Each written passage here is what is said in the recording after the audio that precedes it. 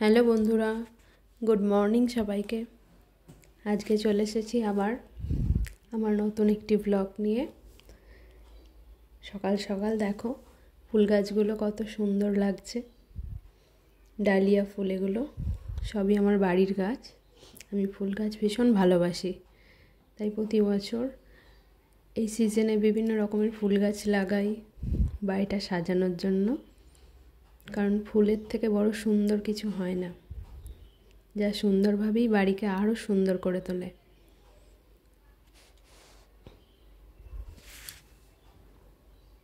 এরপর আমি রান্না করব সকাল সকাল।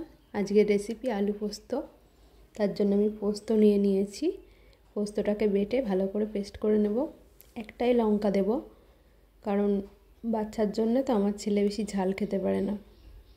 তেলটা গরম হয়ে গেছে, এর মধ্যে আমি একটু পাঁচফোড়ন আর শুকনো লঙ্কা দিয়ে দিলাম। এরপর কেটে রাখা আলুগুলোকে দিয়ে দেব, আর আলুগুলোকে একটু ভালো মতো ভেজে নেব। সকাল সকাল রান্না করে ফেলি, কারণ স্কুলের জন্য আমাদের খুব সকালেই রান্না করতে হয়। তাই চলো দেখে নিই কীভাবে আলু পোস্তটা রান্না করছি। খুব সিম্পলভাবেই রান্না করছি আমি খুব একটা বেশি মশলাপাতি ব্যবহার করে রান্না করি না। অল্প মশলা দিয়ে আমি রান্না করতে পছন্দ করি।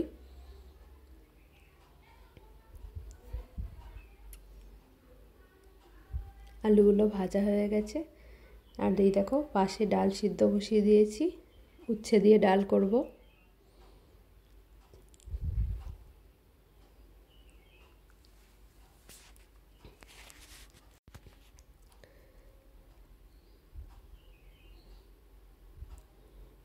এবার আমি পরিমাণ মতো নুন দিয়ে দেব। নুনটা অবশ্যই রান্নার শেষে একটু চেক করে নিতে হবে। যতটুকু পরিমাণ নুন তোমরা খাও সেইভাবেই দেবে। আলুটা ভাজা হয়ে গেছে, আমার ডালটাও প্রায় সিদ্ধ হয়ে এসছে। উচ্ছে দিয়ে ডাল গরমের সময় ভীষণই ভালো লাগে। আর এখন তো একটু হালকা হালকা গরম পড়েই গেছে, খুব একটা ঠান্ডা নেই। তাই ভাবলাম একটু উচ্ছে দিয়ে ডাল করি। এটা খুবই একটা হেলদি রেসিপি। আলুটা আমার ভাজা হয়ে গেছে, এবার আমি জল দিয়ে দেব। তারপর এটা সেদ্ধ হওয়ার জন্য কিছুক্ষণ রেখে দেব। আর পাশে আমি এবার আমার ডালটা করে নেব।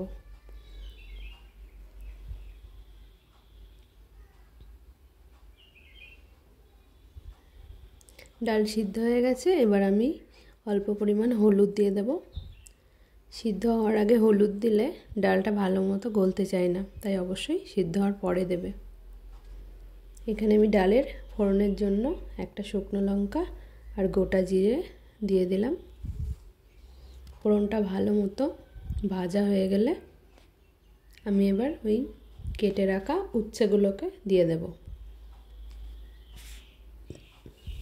উচ্ছেটাকে ভালো মতো ভেজে নিতে হবে, নাহলে উচ্ছের একটা কাঁচা গন্ধ থেকে যাবে। উচ্ছেটা ভাজা ভাজা করে নেব ভালো করে। তার মাঝখানে গিয়ে আমি একটু গাছগুলোতে জল দিয়ে আসবো, ততক্ষণ সিদ্ধ হোক। দেখো আমার ছেলে গাছে জল দিচ্ছে। ও ভীষণ ভালোবাসে ফুল গাছগুলোকে। আমাদের নিজের সাথে সাথে আমাদের বাচ্চাদেরও শেখানো দরকার যে কীভাবে গাছের যত্ন নেওয়া উচিত। কারণ একটি গাছ একটি প্রাণ, আমাদের প্রত্যেকেরই উচিত গাছ লাগানো এবং গাছেদের যত্ন নেওয়া। আর ফুল গাছ তো ভীষণই ভালো লাগে সবার। আমার ছেলে ভীষণ খুশি হয়ে যায় গাছে জল দিতে গেলে, তাই আমি ওকে দিয়েই গাছে জল দেওয়াই।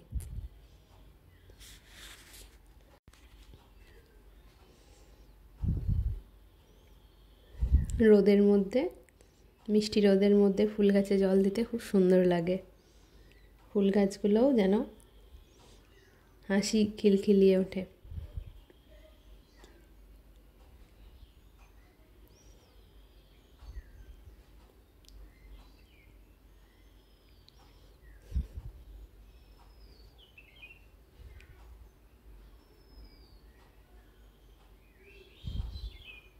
এগুলো সবই আমার বাড়ির গাছের ফুল।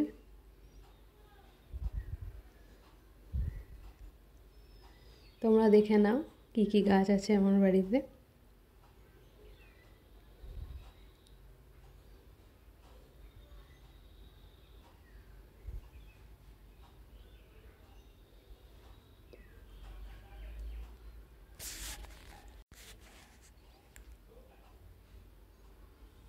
এগুলো ক্যালেন্ডুলা ফুল।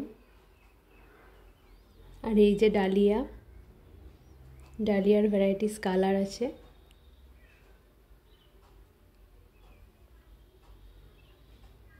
ফুল গাছ আমরা প্রত্যেকেই ভালোবাসি, প্রত্যেকের বাড়িতেই আমরা কোনো না কোনো ফুল গাছ লাগিয়েই থাকি। আর এই সময় তো ফুল গাছ সবার বাড়িতেই থাকে।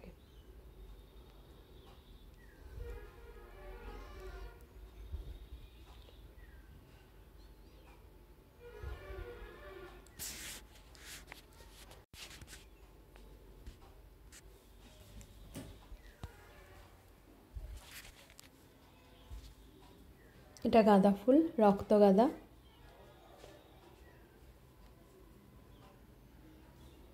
আর এই গাঁদা ফুলটা কত সুন্দর দেখো, বাসন্তী কালারের। এটাও ডালিয়া।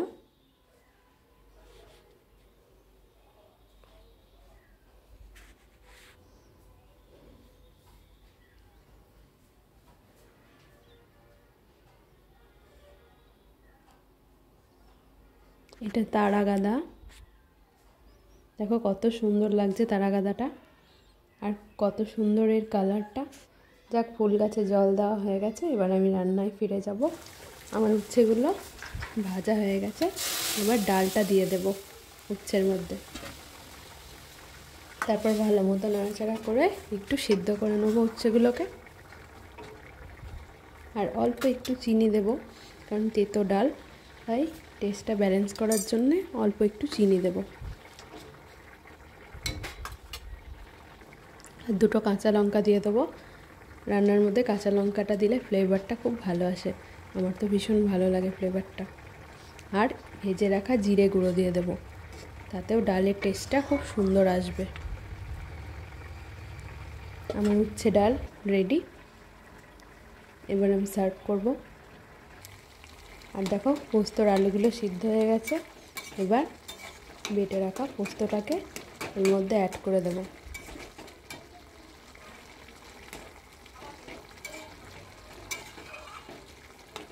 ভালো মতো সিদ্ধ হয়ে গেছে, এবার আমি পোস্তটা অ্যাড করে দেব। তারপর নাড়াচাড়া করে কিছুক্ষণ ফুটবে। পোস্ত দিয়ে বেশিক্ষণ ফোটানোর দরকার নেই, যত তাড়াতাড়ি সম্ভব নামিয়ে নিলে ভালো হয়।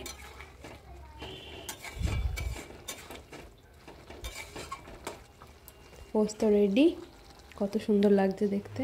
এখানে আমার ভাতটা আগেই করে রেখেছিলাম। তো আজকের রেসিপি ভাত, আলু পোস্ত আর এই যে উচ্ছে দিয়ে ডাল।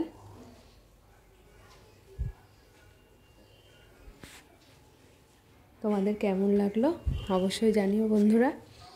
ভিডিওটি ভালো লাগলে অবশ্যই শেয়ার করো এবং কমেন্ট করে জানিও। অনেক